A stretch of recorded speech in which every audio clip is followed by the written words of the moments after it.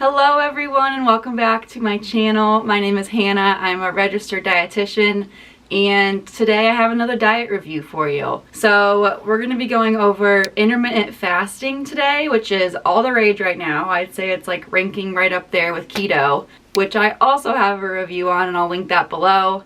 But intermittent fasting has been gaining momentum and I get asked about it all the time, so I thought I would put all my thoughts together in this video. Alright, let's get into it.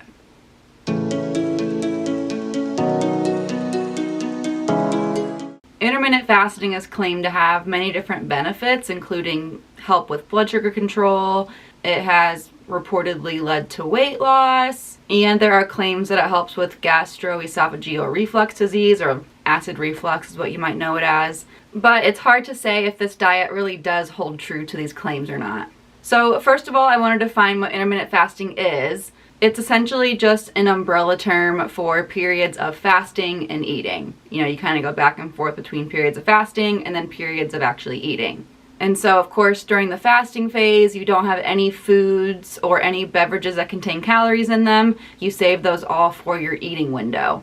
So I would say how this diet differs the most from other diets is that it dictates when you eat, whereas many other diets will make rules around what actual foods are allowed.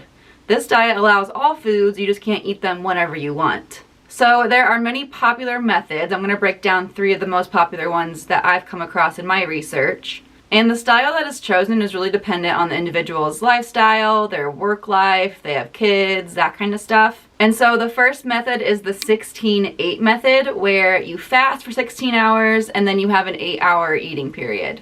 So for some people that might look like from noon to 8 p.m. they eat, meaning they might just skip breakfast and then they're able to eat throughout the entire afternoon. For others, this might look like a 9 to 5 eating window. That way you're able to get in breakfast, lunch, and dinner.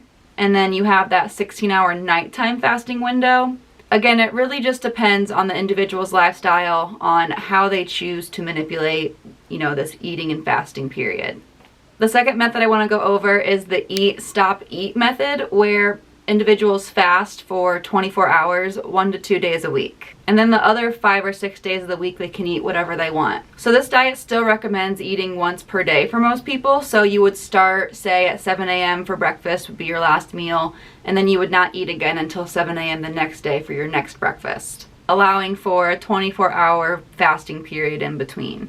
And then the third popular method is the 5-2 method. So this method includes eating normally, as many calories as you really want, for 5 days of the week, and then the other 2 days you restrict your calories very low to about 500 to 600 calories per day. So the most popular question I get is, does intermittent fasting help with weight loss? And in the infamous words of literally every dietitian on every topic ever, it depends. The idea for this diet leading to weight loss is that you restrict the time in which you're able to eat, which for most people might lead to eating less calories. And so in that way, they would be in a caloric deficit and they would lose weight. I mean, this logic is the exact same as any other diet where you restrict something, whether it's the type of food, the amount of food, the time of day you're eating the food, and that restriction leads to weight loss. However, the best piece of advice I can give when it comes to someone, wanting to get started on their weight loss journey and wanting to know what diet to do, don't do anything that you can't sustain for the rest of your life. If you can't follow whatever method of intermittent fasting you choose forever, then what's the point of starting it? Because once you start feeling burnt out from that feeling of restriction, whether it's mentally or physically, you might end up going back to your old habits and just gain the weight back and then feel like a failure, even though it wasn't your fault, it was intermittent fasting's fault. But say, for example, you just naturally skip breakfast and you don't find that it impacts your eating habits throughout the rest of the day, then maybe you're doing intermittent fasting without even really knowing it. And that's okay. The point of this video isn't for me to talk about how important breakfast is, but what I often see in those that skip breakfast is they end up just overeating later in the day because they didn't have enough calories earlier in the day. But if you find that you skip breakfast and you're cool the rest of the day, cool. By all means, do your 16-8 method, but you don't even need to label it that.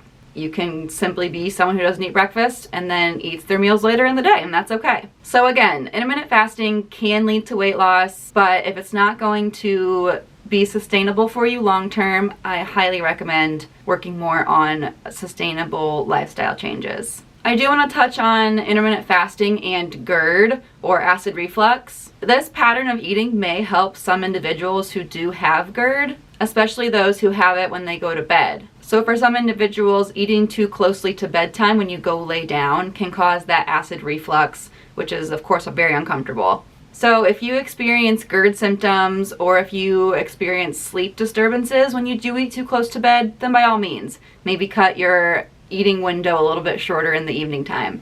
But again, you don't have to label it if you don't want to. You can simply just stop eating at 6 o'clock, go to bed at 8 or 9, and then, see if that makes you feel any better. Lastly, I want to discuss the individuals who should not do intermittent fasting. So of course, the first one would be anyone who has any history or current presence of disordered eating habits or eating disorders. Intermittent fasting is still restrictive in nature. Even though you're only restricting the times and not the amount of food, that restriction can still be a trigger for disordered eating habits. When we ignore our internal cues of hunger and satiety, that is one of the biggest triggers for the restrict binge cycle.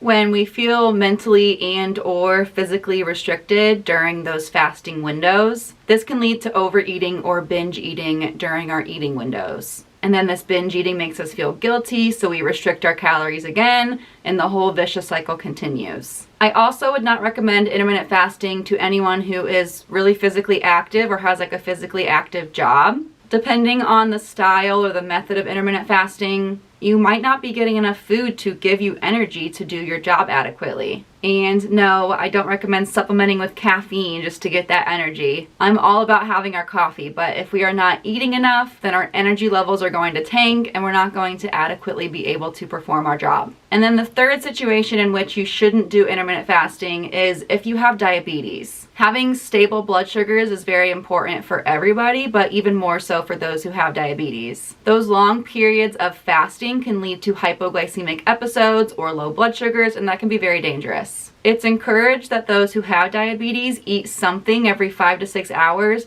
and ideally I would recommend eating every 3 to 4 hours. And I'd also recommend including some kind of carbohydrate and some kind of protein at minimum at each of these meals or snacks. And that's just really going to help with that optimal blood glucose management. Okay, bottom line, intermittent fasting is just another diet. It's just another way to restrict your calories. I would not recommend it to most people because I just don't love having food rules, and I would never encourage someone to go against their hunger and their satiety cues. Any diet that is super strict and doesn't let you have a lot of flexibility is likely not going to benefit either your physical or your mental health. That being said, if intermittent fasting works for you, or like I said earlier, maybe you just naturally skip breakfast and you're cool the rest of the day, then by all means go for it. But as always, I do recommend working with a dietitian if you are trying to lose weight or improve other areas of your health through nutrition. Alright guys, thanks for tuning in. I hope you found this video helpful. Please let me know if you have any questions about intermittent fasting, and let me know what diet I should review next. Alright guys, see you next time. Bye!